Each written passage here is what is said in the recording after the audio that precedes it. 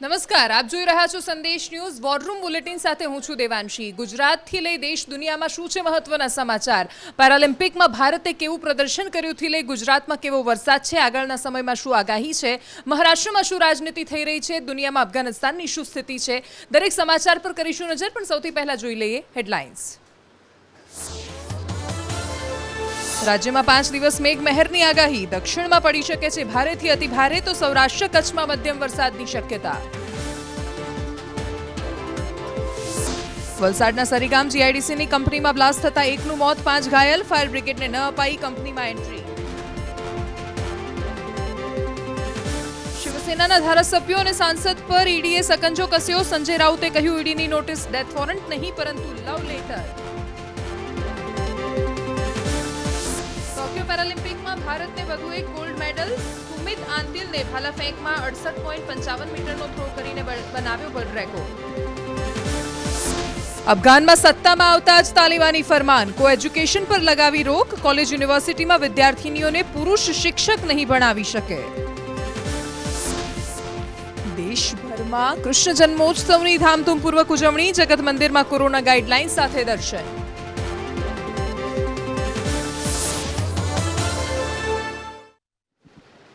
અને વોરરૂમ બુલેટિનની શરૂઆત કરીએ। આજે જન્માષ્ટમી છે। જન્માષ્ટમીના આ પર્વની, કૃષ્ણ જન્મોત્સવના આ પર્વની દરેક દર્શકોને ખૂબ ખૂબ શુભેચ્છાઓ। આજનો દિવસ એમ પણ આપણા દેશમાં ખુશીનો દિવસ છે, ઉત્સાહનો દિવસ છે, પણ સાથે વધુ એક સારા સમાચાર, ખુશીના અને ગૌરવવાળા સમાચાર આપણા દેશ માટે આવ્યા છે। પેરાલિમ્પિકમાં ભારતનું વધારે શાનદાર પ્રદર્શન, ભારત ખૂબ જ સારી રીતે આગળ વધી રહ્યું છે। સવારથી લઈને 2 દિવસમાં જ આપણને મેડલ મળવાની શરૂઆત થઈ ગઈ છે, આપણને મેડલ સતત મળી રહ્યા છે। શું રહ્યું અત્યાર સુધીમાં પેરાલિમ્પિકમાં ભારતનું પ્રદર્શન, કેવું શાનદાર પ્રદર્શન, કેટલા મેડલ મળ્યા, કઈ કઈ કેટેગરીમાં મળ્યા, કઈ કઈ રમતમાં મળ્યા, જાણીશું અમારા સહયોગી મનોજ અગ્રાવત પાસેથી। જી મનોજ, સૌથી મોટું જે આજે વાત કરીએ તો પેરા ઓલિમ્પિકમાં સુમિત અંતલે સૌથી મોટો રંગ રાખ્યો છે।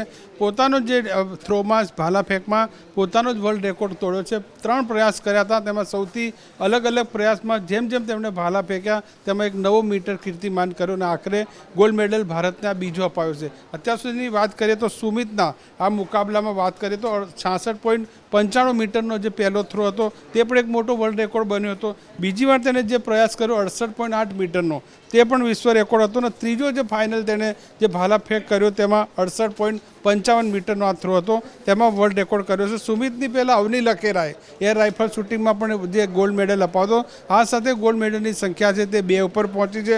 અને અત્યારની વાત કરીએ કુલની તો કુલ 2 ગોલ્ડ મેડલ, 4 સિલ્વર અને 1 બ્રોન્ઝ મેડલ છે તે ભારતને મળ્યા છે। અને આ સૌથી મોટું પેરા ઓલિમ્પિકમાં અત્યાર સુધીનું ભારતીય જે ઓલિમ્પિક તરફથી એક મોટું પ્રદર્શન અને સર્વશ્રેષ્ઠ પ્રદર્શન કહી શકાય।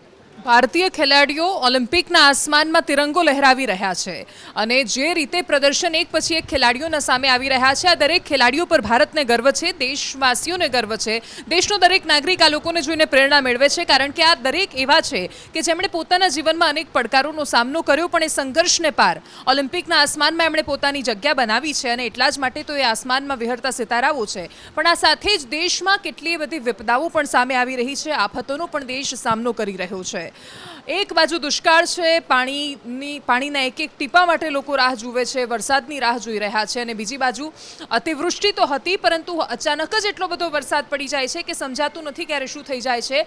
ઉત્તરાખંડના પિથોરાગઢમાં પણ એ જ સ્થિતિનો સામનો લોકોએ કર્યો। વાદળ ફાટવાની ઘટના થઈ, એના પછી 7 લોકો દટાયેલા હતા, છેલ્લે 2 લોકોના તો મૃતદેહ બહાર કાઢી દેવામાં આવ્યા છે। અત્યાર સુધીમાં શું અપડેટ્સ છે જાણીશું અમારા સંવાદદાતા અજય યાદવ પાસેથી। જી અજય। देखिए, निश्चित तौर पे भारत में एक बार फिर मानसून सक्रिय हुआ है। खास करके उत्तर भारत के इलाकों में कई राज्यों में लगातार बारिश हो रही है। पिछले 2 दिनों से बारिश हो रही है और इसका सबसे ज़्यादा जो असर है उत्तराखंड के पिथौरागढ़ में देखने को मिला है, जहां पर जुम्मा नामक गांव में बादल फटने से अचानक बाढ़ जैसी स्थिति हुई। यहां तक कि कई सारे इलाकों में लैंडस्लाइड भी देखने को मिली। न सिर्फ उत्तराखंड के जुम्मा गाँव में लैंडस्लाइड देखने को मिली, बल्कि नैनीताल में भी देखने को मिली और उत्तराखंड के 4 जिलों में इस तरह का असर देखने को मिला। लेकिन जुम्मा गाँव में जो हादसा देखने को मिला उसमें करीब 9 लोग जो है मलबे में दब गए थे, जिसमें शुरुआती चरण में 2 लोगों के मरने की खबर आई थी, लेकिन अब 4 लोगों के मरने की खबर आ रही है, जिसमें 3 बच्चे शामिल हैं। हालांकि इस घटना के बाद जो उत्तराखंड के मुख्यमंत्री है पुष्कर सिंह धामी, उनकी तरफ से जिलाधिकारी को जो बचाव या राहत कार्य है उसको तेज करने के लिए कहा गया है। खुद रविवार को जो पुष्कर सिंह धामी हैं उनकी तरफ से हेलीकॉप्टर से पूरा मुआयना किया गया और जो लोग इस हादसे में मरे हुए हैं उनके प्रति संवेदना भी व्यक्त की गई। लेकिन इसी के साथ अगर बात करें तो आने वाले समय में भी उत्तराखंड के पिथौरागढ़ सहित 4 जिलों में ऑरेंज अलर्ट जाहिर किया गया है, यानी आज भी वहां पर जम के बरसात हो सकती है। और इसी तरह से हिमाचल प्रदेश और उत्तर प्रदेश के खास करके पूर्वी उत्तर प्रदेश में भी इस वक्त बड़ी जोरदार बारिश हो रही है, तो आने वाले समय में भी लैंडस्लाइड की घटनाएं देखने को मिल सकती है। लेकिन सबसे ज्यादा नुकसान पिथौरागढ़ के जुम्मा गांव में हुआ है। जी બિલકુલ અજય, અને અત્યારે આખા દેશમાંથી આવી તસવીરો સામે આવી રહી છે। અત્યાર સુધી ઉત્તર ભારતના પહાડી રાજ્યોમાં આવી સ્થિતિ હતી, પછી મેદાની રાજ્યોમાં પણ એ જ થયું, પૂર્વોત્તરમાં પણ એ જ સ્થિતિ છે, અસમમાં પણ પૂરનો પ્રકોપ છે, બ્રહ્મપુત્રા નદીનું જળસ્તર જેમ જેમ વધતું જાય તેમ લોકો પરેશાન થતા જાય છે। પણ ગુજરાત અને રાજસ્થાન આ બે રાજ્યો એવા હતા કે જેના માથે દુષ્કાળના ભણકારા વાગતા હતા। લોકો રાહ જોઈ રહ્યા હતા કે વરસાદ પડશે તો અને ક્યારે પડશે, કારણ કે શ્રાવણ મહિનો આખો વીતી જાય વરસાદ ન આવે, આવું થયું નથી અને એટલે જ લોકોમાં ચિંતા હતી। અડધું ચોમાસું પૂરું થઈ ગયું છે, હજી સુધી વરસાદ એવો નથી જેવો થવો જોઈએ। અત્યારે 50% ઉપરાંત વરસાદની ઘટ છે। એવા સમયમાં ગુજરાતમાં ક્યાંક થોડો પણ વરસાદની શરૂઆત થઈ છે। થોડા રાહતના સમાચાર અમુક જિલ્લાઓમાંથી સામે આવ્યા છે। આવનારા દિવસોમાં વરસાદની શું સ્થિતિ છે, આજે ક્યાં ક્યાં વરસાદ જોવા મળ્યો, જાણીશું કે રાંગી પાસેથી। જે દેવાંશી, જે રીતે પહેલાં તો વાત કરવામાં આવે કે ઓગસ્ટના અંત સુધીમાં 50% પણ વધુ વરસાદ જે છે તે ગુજરાતને મળી જતો હોય છે, પરંતુ આ વર્ષની પરિસ્થિતિ એવી છે કે હજુ પણ 48% વરસાદની ઘટ યથાવત છે અને તેની સાથે જ જે રીતે હવામાન વિભાગ દ્વારા આગાહી કરવામાં આવી છે કે આગામી 5 દિવસ અનેક જગ્યાએ ભારે વરસાદ ખાબકી શકે છે, એટલે કે સપ્ટેમ્બર માસ જે છે તે વરસાદ માટે સારા સમાચાર લાવી શકે છે, કારણ કે આગામી 5 દિવસ જે દક્ષિણ ગુજરાત છે સાથે જ સૌરાષ્ટ્ર અને કચ્છમાં જ્યાં આગળ સૌથી વધારે પાણીની જરૂર છે ત્યાં આગળ ભારે વરસાદની આગાહી હવામાન વિભાગ દ્વારા કરવામાં આવી છે। અત્યાર સુધીમાં 48% વરસાદની ઘટ યથાવત છે રાજ્યમાં અને તેની સાથે જ મધ્ય ગુજરાત હોય કે દક્ષિણ ગુજરાત હોય અને સાથે જ જે વાત કરવામાં આવે કે ઉત્તર ગુજરાત હોય, તમામ જગ્યાએ સામાન્ય વરસાદ તો ખાબકશે જ, પરંતુ અનેક જગ્યાએ ભારે વરસાદ પણ ખાબકી શકે છે તેવું અનુમાન હવામાન વિભાગ દ્વારા કરવામાં આવ્યું છે।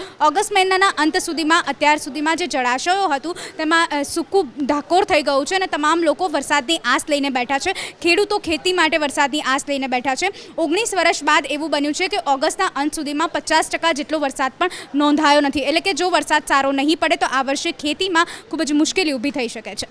બિલકુલ, અને ખેતીમાં મુશ્કેલીની વાત છે, એની અસર ખેડૂતોને થાય છે। ખેડૂતો કેટલા પરેશાન છે આપણે સતત જોઈ રહ્યા છીએ, પણ ખેડૂતને એક બાજુની મુશ્કેલી ક્યાં છે? દરેક બાજુથી સમસ્યાઓનો સામનો તો જાણે એમના ભાગ્યમાં લખાઈ ગયું છે। આ તો કુદરત રૂઠી છે, વરસાદ નથી આવતો, બાકી સરકાર સિસ્ટમ એ તો હંમેશા એમનાથી રૂઠેલા જ હોય છે, કારણ કે પોતાના ભ્રષ્ટાચારમાં, માત્ર પોતાના જ કામકાજમાં રચ્યા પચ્યા રહેવામાં અને ખેડૂતને માત્ર હાથો બનાવીને વાપરવામાં સિસ્ટમ એટલી વ્યસ્ત થઈ જાય છે કે એમની સમસ્યાઓ એમને ક્યારેય નથી દેખાતી। વરસાદની ખેંચ છે, ખેડૂત પરેશાન છે અને જેના થકી વારંવાર જાહેરાતો કરવામાં આવે છે કે છેક બનાસકાંઠા સુધી પાણી પહોંચાડ્યું, કચ્છ સુધી પાણી પહોંચાડ્યું, પણ એ કેનાલો કેવી બનેલી છે, એની ગુણવત્તા કેવી છે, એના ઉદાહરણ દરેક વખતે સામે આવે છે। ઉત્તર ગુજરાત અને કચ્છમાં જ્યાંથી પાણી પહોંચાડવાની વાત કરવામાં આવે છે, ઝીલ નર્મદાનું પાણી પહોંચાડવાની વાત છે, પરંતુ કેનાલના પ્રશ્નો દર થોડા દિવસે સામે આવે છે। આજે શું માહિતી? ચોક્કસથી દેવાંશી, વાત કરીએ તો ખેડૂતો પર જાણે કે મુસીબતોનો પહાડ હોય તેમ લાગી રહ્યું છે। જેમ આપે કહ્યું કે પાણી પહોંચાડવાની મોટી મોટી વાતો થાય છે, પરંતુ તેમ છતાં પણ ખેડૂતે રાતા પાણીએ રોવાનો વારો આવતો હોય છે। વાત કરીએ ઉત્તર ગુજરાતની તો ઉત્તર ગુજરાતમાં વરસાદની એક બાજુ ઘટ છે અને ખેડૂતો અત્યારે તો મેઘરાજાને રીઝવવા માટે પ્રયત્ન કરી રહ્યા છે, તો બીજી બાજુ કેનાલોમાં ગાબડા પડવાનો સિલસિલો યથાવત રહ્યો છે। પાટણમાં 3જા દિવસે પણ ગાબડા પડવાનો સિલસિલો યથાવત છે, તેના કારણે ખેડૂતો અત્યારે તો રોષમાં છે, કારણ કે સાંતલપુરની જે કેનાલ છે, ડિસ્ટ્રીબ્યુટરી કેનાલ છે, તેમાં 25 ફૂટનું ગાબડું પડ્યું છે અને તેનું પાણી છે તે ખેતરોમાં ફરી વળ્યું છે અને પાક પણ પાણીમાં તરબોળ થઈ ગયો છે, તેના કારણે પાકને મોટા પ્રમાણમાં નુકસાન થયું છે। એટલે ખેડૂતો વારંવાર રજૂઆતો કરી રહ્યા છે, તેમ છતાં પણ અધિકારીઓ પાસે સાંભળવાનો સમય નથી અને કોઈ પગલાં પણ લેવાતા નથી, પરંતુ હલકી ગુણવત્તાની જે કેનાલો બનાવવામાં આવી રહી છે તેના પર સવાલો અનેક થઈ રહ્યા છે। અધિકારીઓ અને કોન્ટ્રાક્ટરની મિલીભગતને કારણે ખેડૂતોએ ભોગવવાનો વારો આવી રહ્યો છે. કેનાલમાં વારંવાર ગાબડાઓ પડે છે અને તેનું પાણી છે તે ખેતરોમાં ફરી વળે છે અને તેને ભોગવવું પડે છે ખેડૂતોને. એટલે સવાલ એ જ થઈ રહ્યો છે કે વારંવાર જો આ જ પ્રકારની સ્થિતિ થાય છે તેમ છતાં પણ કેમ કેનાલનું સમારકામ નથી થતું અને આવા ભ્રષ્ટ અધિકારીઓ છે તેમના પર પગલાં કેમ નથી લેવાઈ રહ્યા? બિલકુલ થાય છે ને પગલાં લેવામાં આવે, થોડા સમય માટે જે તે કંપનીને બ્લેકલિસ્ટ કરી દેવામાં આવે, ફરી પાછું બધું એનું એ જ થઈ જાય, એ જ કોન્ટ્રાક્ટર એ જ કંપની ક્યારેક બીજા નામે આવી જાય, પરંતુ આ પ્રકારની ગેરરીતિઓ ચાલતી જ રહે છે. અને સરકારને જ્યારે સવાલ કરાય ત્યારે વિધાનસભામાં સરકાર જવાબ આપે કે તો ઉંદર ખોતરી નાખે છે એટલા માટે કેનાલ તૂટી જાય છે. જ્યારે આવા સરકારી જવાબો હોય, જ્યારે અધિકારીઓ કોન્ટ્રાક્ટર બધા એક સાથે ભેગા થઈને કામ કરતા હોય, ત્યારે ખેડૂતની સ્થિતિ રાજ્યમાં શું હોય આપણી આંખોની સામે છે. છેલ્લા કેટલાય સમયથી આત્મહત્યાના બનાવો પણ વધી રહ્યા છે. આપણે દરરોજ આંખ ખોલીને જોઈએ અને એક ખેડૂતની આત્મહત્યા તો એ કોઈ પણ સરકાર માટે, કોઈ પણ રાજ્ય માટે શરમની વાત છે. ખેડૂતનું મરવું એ દેશ માટે, સમાજ માટે કલંક છે.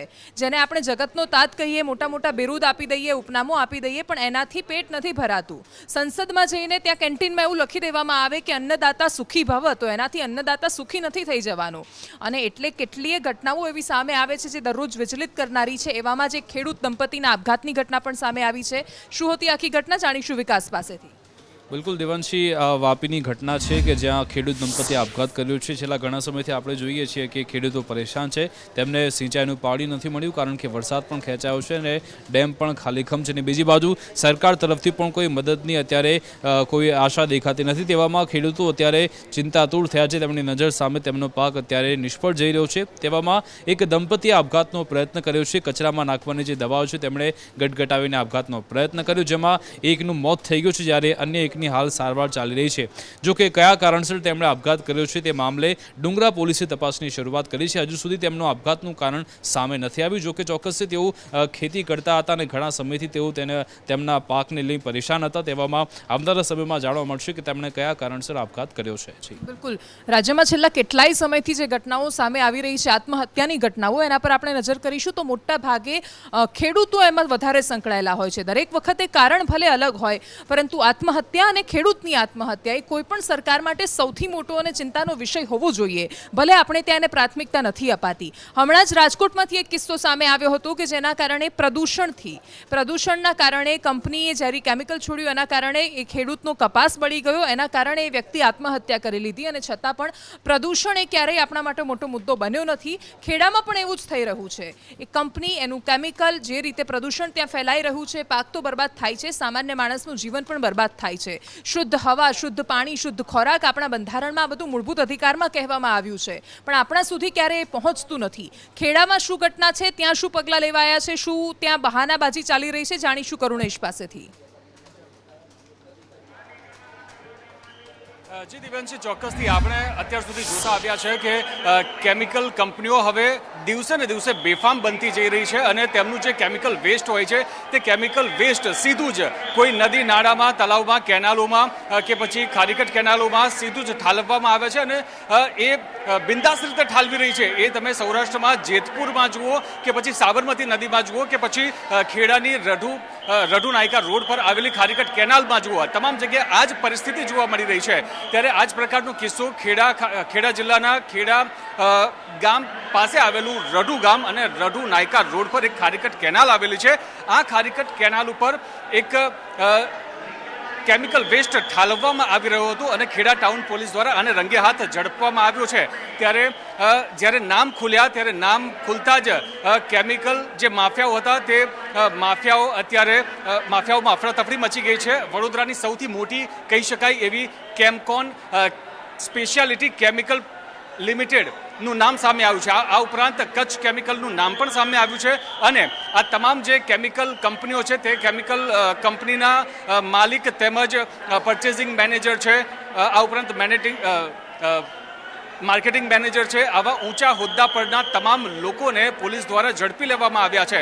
પરંતુ અહીંયા સવાલ એ છે કે આ કંપનીઓ બેરોકટોક પોતાનું કેમિકલ વેસ્ટ નદીઓમાં ઠાલવી રહી છે, નદીઓને પ્રદૂષિત કરી રહી છે અને આ જ નદીઓ મારફતે ખેડૂતો પાણી લેતા હોય છે અને એ જ પાણીથી ખેતીમાં સિંચાઈ કરવામાં આવતું હોય છે અને એ સિંચાઈ દ્વારા પાક જે ઉગાડવામાં આવતો હોય છે અને એ જ પાક આપણે ખાઈએ છીએ, ત્યારે આ ખૂબ જ માનવ જીવન માટે ખૂબ જ ગંભીર પ્રશ્ન કહેવાય અને આ પ્રશ્ન સામે સરકાર મૌન સેવી રહી છે. ક્યાંક ને ક્યાંક સવાલો જીપીસીબી ઉપર પણ ઘણા ઉઠી રહ્યા છે અને એ પણ સવાલ થઈ રહ્યો છે કે જીપીસીબીની રહેમ નજર હેઠળ જ આ તમામ જે કેમિકલ કંપનીઓ દ્વારા કેમિકલ વેસ્ટ ઠાલવવામાં આવી રહ્યો હોય તેવું અહીંયા લાગી રહ્યું છે.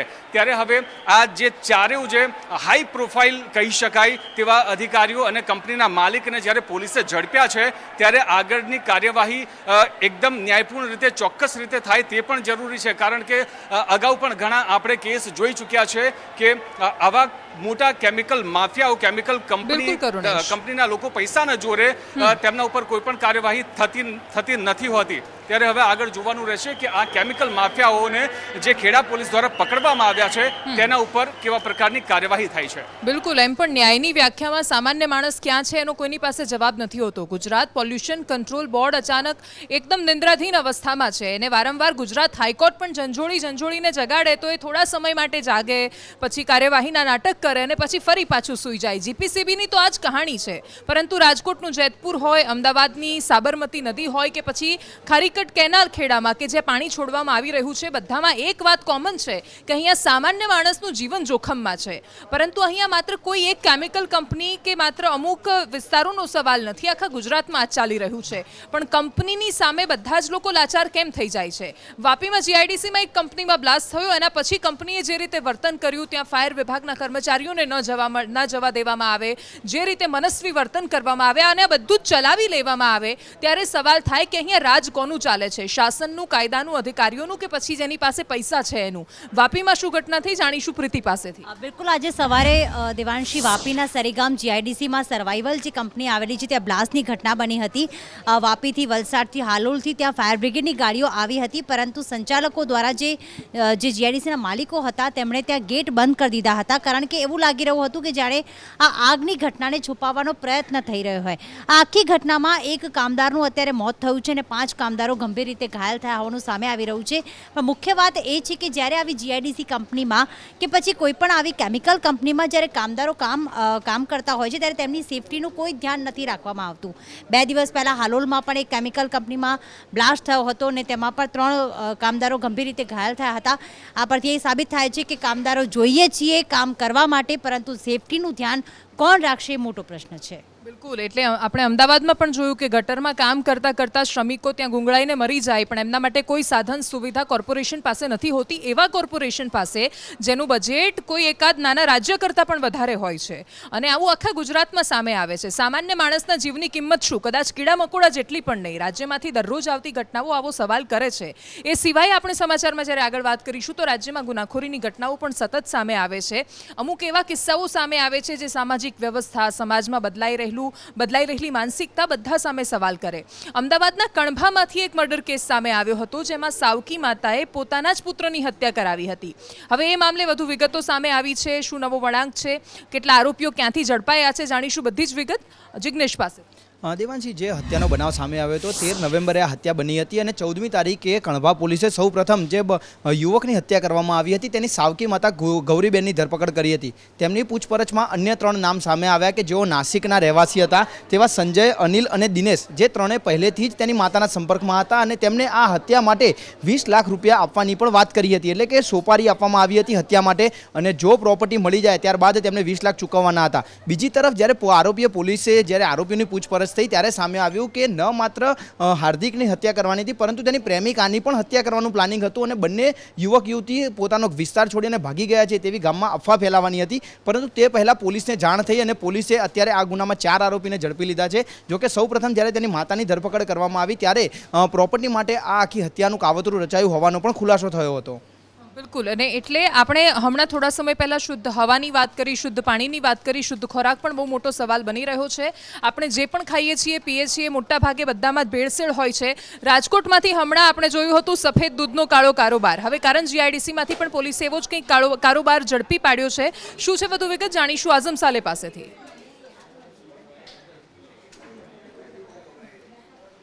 જે રીતે આખો મામલો સામે આવી રહ્યો છે તેના અંદર જે કરંટ જીઆઈડીસી છે ત્યાં શહેરી ઇન્ડસ્ટ્રીઝના પ્લોટ નંબર 6માં રૂપા ટેક્સટાઇલ નામની જે કંપની હતી તેના અંદર ભેળસેળવાળું દૂધ બની રહ્યું છે તેવી બાતમી એલસીબીને મળી હતી. ખરેખર જોવા જાય તો આના ઉપર નજર ફૂડ એન્ડ ડ્રગ્સ વિભાગની હોવી જોઈએ, પરંતુ ક્યાંક ને ક્યાંક ઊંઘતા ઝડપાયા હતા. એલસીબીની ટીમ ત્યાં ઘટના સ્થળે પહોંચી હતી તો એમને કંપનીના અંદર અને કંપનીના બહાર ટેન્કર દેખાયા હતા જેના અંદર દૂધ દેખાયું હતું. આ સમગ્ર મામલે ઊંડાણપૂર્વક તપાસ કરવામાં આવી હતી. ત્યારબાદ ફૂડ એન્ડ ડ્રગ વિભાગને જાણ કરવામાં આવી હતી. ફૂડ એન્ડ ડ્રગ વિભાગ દોડતું થયું હતું અને આ બાબતે તપાસ કરતા કંપનીના અંદર પામોલેટેડના ડબ્બા છે, કેમિકલની બોટલ્સ છે, પાવડરની બેગ્સ છે, તે તમામ વસ્તુઓ મળી આવી હતી અને જે 3.5 લાખ રૂપિયાનું મિશ્રણ વાળું એટલે કે માનવને નુકસાન પહોંચાડે તેવું જે દૂધ હતું 9,300 લીટર તેને કરંજ નજીકની જે જીઆઈડીસી નજીક એક જગ્યા પર જઈને એને નાશ પણ કરવામાં આવ્યો હતો. મહત્વની વાત છે કે આ જે દૂધ બનાવવામાં આવતું હતું, જે ડુપ્લિકેટ દૂધ કહી શકાય, જે કેમિકલયુક્ત દૂધ કહી શકાય, તેની જે તપાસ કરવામાં આવી હતી તો સૂત્રોનું માનીને ચાલીએ તો એના અંદરથી પામોલું તેલ છે, કેમિકલ છે અને સ્ટાર્ચનું મિશ્રણ પણ મળી આવ્યું છે.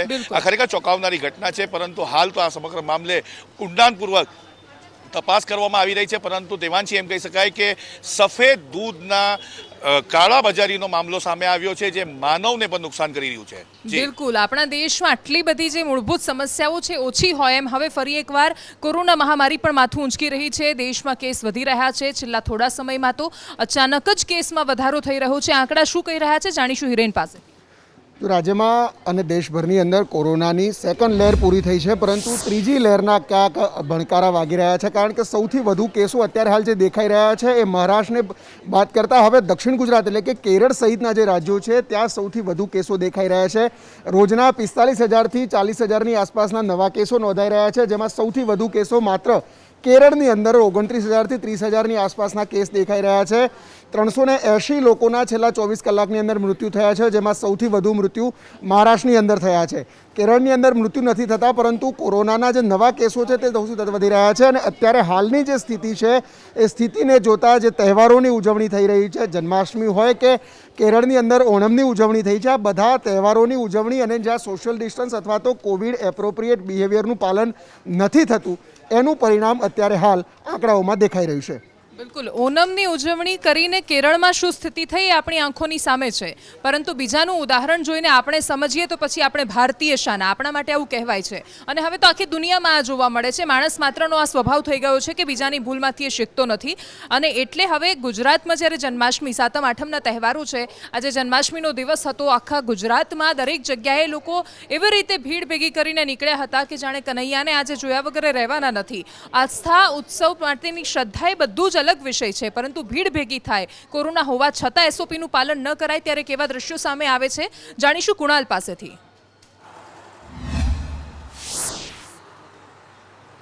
દેવાંશી, જે રીતે આજે દેશભરમાં જન્માષ્ટમી પર્વની ઉજવણી કરવામાં આવી અને સાથે સરકારે આદેશ કર્યા હતા કે જે કોરોના ગાઈડલાઈનનું પાલન છે તેની સાથે તહેવારોની ઉજવણી થવી જોઈએ, પરંતુ જે રીતે જન્માષ્ટમી નિમિત્તે દેશભરમાં કે ગુજરાતમાં જ્યાં પણ મંદિરો હતા ત્યાં જે ભક્તો દર્શનાર્થે ગયા હતા, કોઈ પણ જગ્યાએ એસઓપીનું પાલન થયું ન હતું. સોશિયલ ડિસ્ટન્સો દૂર, ત્યાં માસ્ક પહેરવાની પણ કોઈ તસદી લીધી ન હતી અને આવા દ્રશ્યો સ્ટેચ્યુ ઓફ યુનિટી ખાતે પણ જોવા મળ્યા હતા, જ્યાં 3 દિવસમાં 1 લાખ લોકોએ ત્યાં મુલાકાત લીધી હતી અને આ દરમિયાન પણ ગાઈડલાઈનનો સરેઆમ ભંગ થયો હતો અને સાથે જ કચ્છના માંડવી દરિયા કિનારે 7મ અને 8મ દરમિયાન પણ લોકો ઉમટી પડ્યા સહેલાણીઓ માટે. જોકે તેના સ્થાનિક લોકોને ખાણીપીણીની લારીઓવાળાને રોજગાર તો મળ્યો, પરંતુ કોરોનાને ખુલ્લું આમંત્રણ ત્યાં પણ જોવા મળ્યું હતું. જે રીતે સંશોધકોએ કહ્યું હતું કે સપ્ટેમ્બરમાં કોરોનાની 3rd વેવની આગાહી છે તે કદાચ આ ભીડોના કારણે જ આવશે તે વાત પણ નક્કી છે. બિલકુલ, અને એ દ્રશ્યો કહી રહ્યા છે, દ્રશ્યો જે જોવા મળે છે, તસવીરો જે જોવા મળે છે એ જ દરેક સવાલોનો જવાબ છે. પણ આ બધાની વચ્ચે વાત શ્રદ્ધાની હોય ત્યારે સંગ્રામ થવાનો છે, અને એ પણ રાજનીતિ જ્યારે આવી જાય ત્યારે એની અંદર ગમે તે થઈ શકે છે. મહારાષ્ટ્રમાં દારૂની દુકાનો ખોલી દેવામાં આવી, બાકી બધું ખોલી દેવામાં આવ્યું, પણ મંદિર કેમ નથી ખોલવામાં આવ્યા? આ સવાલની સાથે ભારતીય જનતા પાર્ટી હવે મેદાનમાં છે. આંદોલનના સ્પેશિયલ અન્ના હજારેનું એમને સમર્થન છે, અને એટલે મહારાષ્ટ્રની રાજનીતિમાં કેવો રંગ છે, શું દ્રશ્યો જોવા મળ્યા જાણીશું કૃષ્ણ પટેલ પાસેથી. દેવાંશી, મહારાષ્ટ્રમાં ફરી એક વખત રાજકારણ ગરમાયું છે અને કારણ છે કે મંદિરો બંધ છે. એક સમયે મહારાષ્ટ્રમાં કોરોનાએ કહેર વર્તાવ્યો હતો, સૌથી વધારે દેશમાં કેસ મહારાષ્ટ્રમાં આવી રહ્યા હતા, પરંતુ હવે જ્યારે કોરોનાના કેસ ઘટી રહ્યા છે અને લગભગ તમામ ક્ષેત્રોના છૂટછાટ આપવામાં આવી રહી છે, તમામ ક્ષેત્રો ખોલવામાં આવ્યા છે, પરંતુ મંદિરો હજુ બંધ રાખવામાં આવ્યા છે. કારણ કે ઉદ્ધવ ઠાકરે સરકારનું એવું કહેવું છે કે કોરોનાની ત્રીજી લહેરનો ડર તેમને સતાવી રહ્યો છે અને એટલે મંદિરો ખોલવામાં નથી આવ્યા. પરંતુ ભાજપ દ્વારા અને કેટલાક હિન્દુ સંગઠનો દ્વારા આ જ મુદ્દાને લઈને વિરોધ પ્રદર્શન કરવામાં આવી રહ્યું છે. સમગ્ર મહારાષ્ટ્રમાં વિરોધ પ્રદર્શન થઈ રહ્યા છે. સિદ્ધિવિનાયક મંદિરમાં ભાજપ દ્વારા આયોજન કરવામાં આવ્યું હતું ધરણા પ્રદર્શનનું, પરંતુ પ્રદર્શન શરૂ કરવામાં આવે તે પહેલાં જ ભાજપ નેતા રામ કદમની અટકાયત કરવામાં આવી હતી, જેના કારણે તેઓ વધારે રોષે ભરાયા. તો અન્ય કેટલાક નાગપુરમાં પણ કંઈક આવા દ્રશ્યો સામે આવી રહ્યા છે. પુણેમાં પણ કંઈક આવું જ થઈ રહ્યું છે કે ભાજપના જે પ્રદેશ અધ્યક્ષ અથવા જનરલ સેક્રેટરી છે તેઓ ત્યાં બધા જ આ વિરોધ પ્રદર્શનમાં સામેલ થયા છે. એટલે શ્રદ્ધાને લઈને હાલ આ સમગ્ર મામલે મહારાષ્ટ્રમાં રાજકારણ ગરમાયું છે. બીજી બાજુ અન્ના હજારે કે જેમણે 2012માં 2013માં લોકપાલને લઈને આંદોલન છેડ્યું હતું, તેઓ આ મુદ્દે પણ આવ્યા છે સમર્થનમાં, અને તેમણે કહ્યું કે જો ભાજપ મંદિરો ખોલવાને લઈને આંદોલન કરે છે તો તેઓ પણ તેમના સમર્થનમાં છે. અને સાથે તેમણે એમ પણ કહ્યું કે જો દારૂના અડ્ડાઓ, દારૂના ઠેકાઓ ખોલી દેવામાં આવે છે, શરાબની દુકાનો ખોલી દેવામાં આવી છે, તો મંદિરો શા માટે નહીં?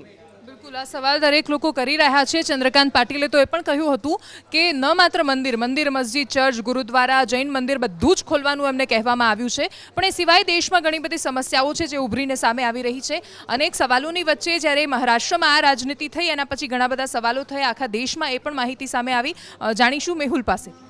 જે પ્રમાણે મહારાષ્ટ્રની અંદર જે ઈડીના અત્યારે દરોડા પડ્યા છે, પહેલાં અનિલ દેશમુખ હતા, અનિલ પરબ હતા, અને હવે ભાવના ગવલી છે, તેના ઉપર પણ જે ઈડીએ જે કાર્યવાહી કરી છે તેને લઈને હવે જે પોલિટિક્સ છે તે ગરમાયું છે. સાથે સાથે સંજય રાઉત જે છે શિવસેનાના નેતા, તેણે પણ ભાજપ ઉપર પ્રહારો કરતાં કહ્યું છે કે પોલિટિકલ વર્કર્સ માટે આ પ્રમાણનો લવ લેટર છે, કોઈ પ્રકારની નોટિસ વગર આ રીતે ઈડી કાર્યવાહી કરી છે, તે ફક્ત ને ફક્ત અમારા નેતાઓને ટાર્ગેટ કરવામાં આવી રહ્યું છે. આ તમામ જે નોટિસો વગર જે કાર્યવાહી કરી છે તેનો જે જવાબ છે તે આગામી દિવસોમાં આપવામાં આવશે. પરંતુ જે પ્રમાણે ભાવના ગવલી ઉપર 72 કરોડ રૂપિયાનું જે 72 કરોડનું જે કાર્યવાહી કૌભાંડ થયાની આશંકાને ધ્યાનમાં રાખીને આ કાર્યવાહી કરવામાં આવી છે, તેને પણ આગામી દિવસોમાં કોર્ટમાં પડકારવામાં આવશે. જી બિલકુલ, અને એટલે જ આખા દેશમાં સવારથી આજ સામે આવી રહ્યું છે. જન્માષ્ટમીની ઉજવણી, પેરાલિમ્પિકમાં શું થયું થી લઈને અત્યાર સુધીના સમાચાર આપણે જોયા. આ સિવાય વિશેષ કાર્યક્રમ અમે અમારા તમને 9:25 કલાકે અને 9:45 કલાકે બતાવીશું. 9:25 કલાકે આપણે ખાસ કાર્યક્રમ સંદેશ ન્યૂઝ પર જોઈશું. સંદેશ વિશેષમાં વિવિધ વિષયો પર અમે તમને દરેક માહિતી તમારા સુધી પહોંચાડતા હોઈએ છીએ. એ સિવાય દિવસભરના અન્ય મહત્વના સમાચાર, દેશ દુનિયાની દરેક માહિતી માટે આપ સતત જોડાયેલા રહો અમારી સાથે. નમસ્કાર.